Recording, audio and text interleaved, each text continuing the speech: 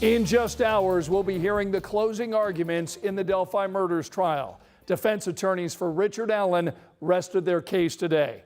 Allen is charged with killing Abby Williams and Libby German back in February of 2017.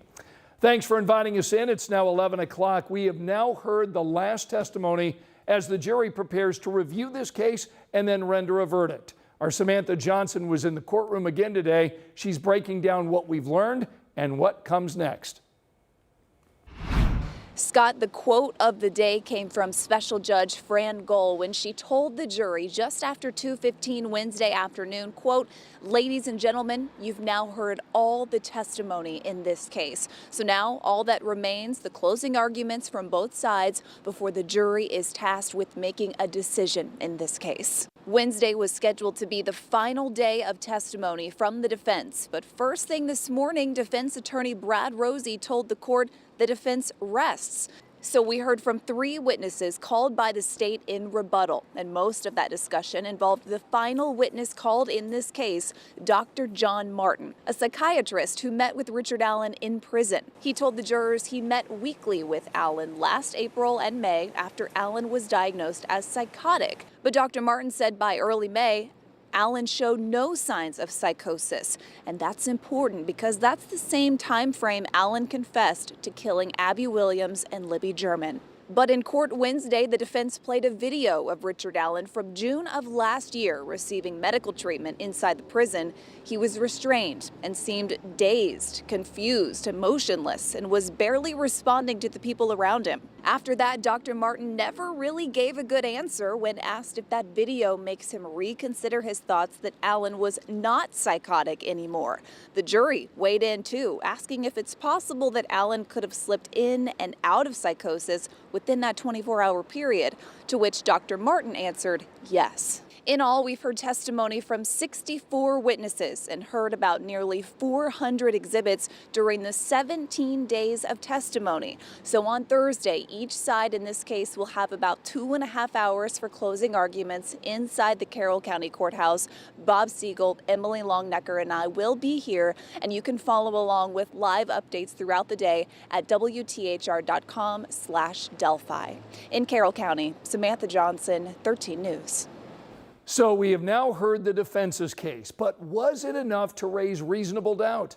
I asked our legal analyst Katie Jackson Lindsay tonight during our Delphi debrief.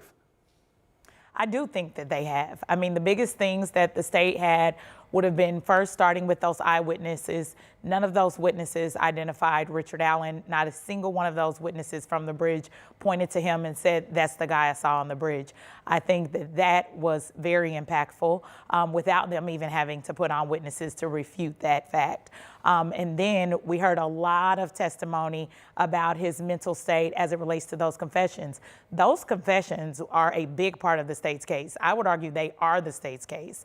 And we heard from the defense witnesses saying that he made those confessions when he was in a state of delirium. He made those confessions under very trying, challenging conditions that will cause anyone to lose their mind. And so I think they were effective in that regard.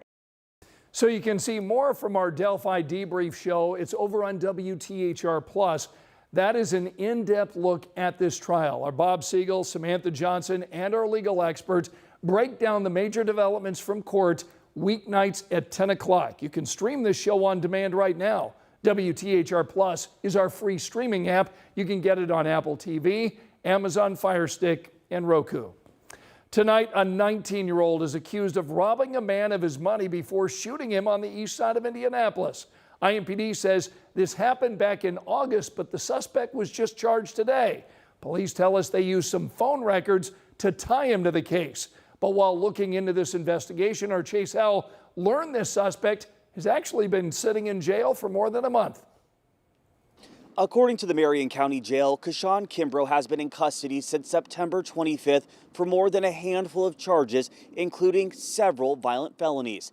And while we're still working to learn more about those circumstances, this latest incident had to deal with Facebook Marketplace and a broken iPhone. The bullet went through air. He went through the driver's seat. He got me from the back. Yeah. That's Babatunde Jaji explaining how a bullet went through his car and hit him in the back. I don't even know how I escaped the scene. Another bullet, Jaji says, went through his passenger side window.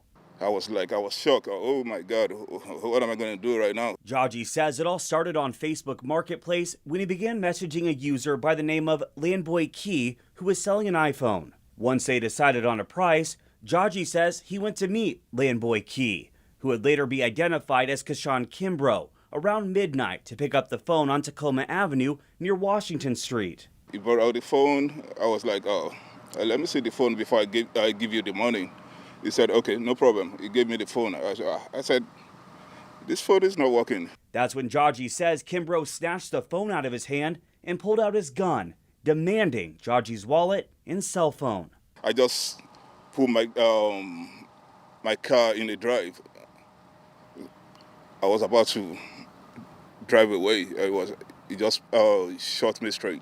Jaji says when he was able to make it to safety, he called police. As for his injuries, he says the bullet grazed his back, but admits it all could have been a lot worse. For those buying things off of websites or social media, it's like police always say, do it in a well-lit and populated area, and don't do it at someone's house or yours. Reporting here in Indianapolis, Chase Howell, 13 News. It's a cooler night. Temperatures down 10 degrees in Indianapolis, also down 10 degrees in Muncie. We're down 15 in Kokomo and almost 20 colder in Lafayette. That puts temperatures in the 40s and 50s. Lafayette already down to 45, still 54 in Indianapolis. Most of central Indiana will have low clouds and fog early tomorrow morning. This is your rush hour forecast with morning temperatures in the mid 40s. Sunrise is at 7:20. After the morning fog moves out, we're into some sunshine, highs near 60.